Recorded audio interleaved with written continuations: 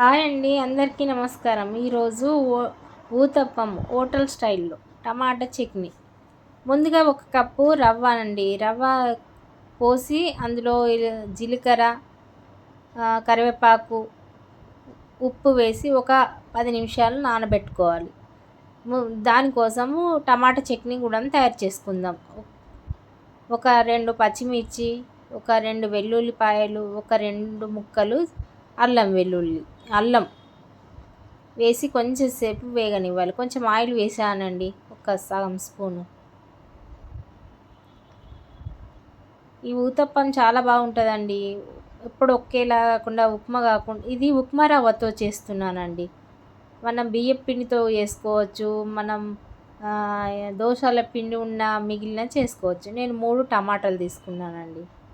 3 టమాటాలు ఇలా వేసి ఒక 3-4 నిమిషాలు మంచిగా మగ్గనివ్వాలండి. పావు స్పూను జీలకర్ర, పావు స్పూను మెంతులు వేసి కొంచెం సేపు మంచిగా వేగనివ్వాలి. ఈ టమాటా ముక్కలన్నీ మెత్తబడిపోవాలండి వేడికి. మంచిగా మెత్తబడ్డాక తీయాలి.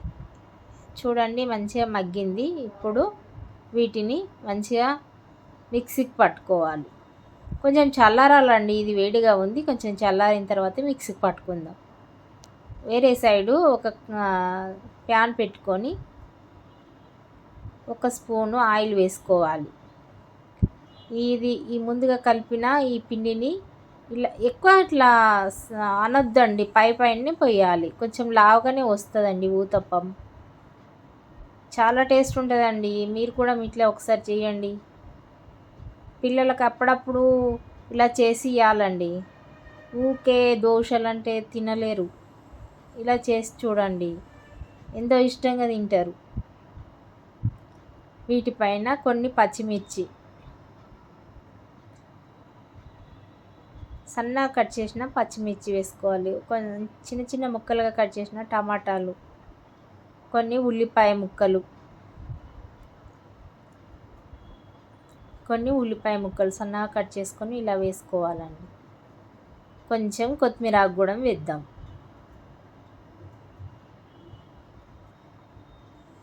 కొంచెం కొత్తిమీర ఆకు వేసి మంచిగా ఒక 5 నిమిషాలు అవసరం లేదండి, ఒక 3 నిమిషాల సేపు సిమ్లో మంచిగా ఉడికించాలండి. ఇది రవ్వ కాబట్టి చాలా బాగుంటుందండి.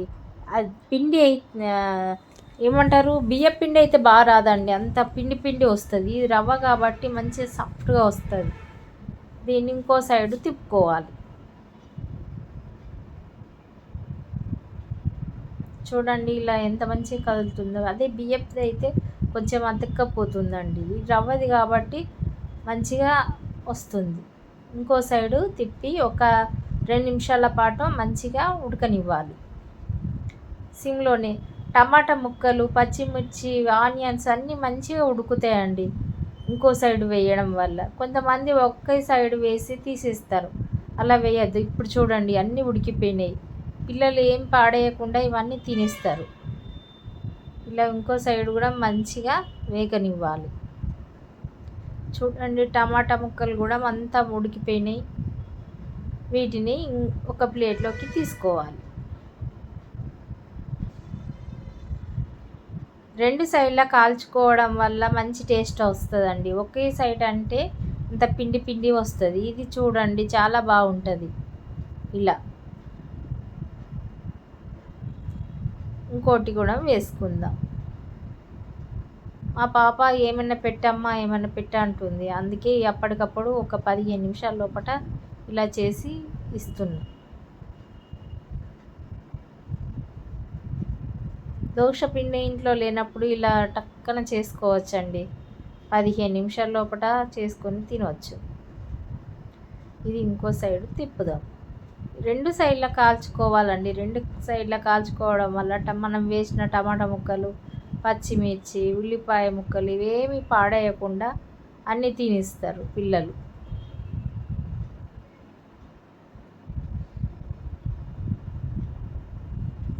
దోశ పిండి లేనప్పుడు ఇలా అప్పటికప్పుడు చేసుకొని తినచ్చండి. సింపుల్గా 15 నిమిషాల లోపల uttapam ready with tomato chutney.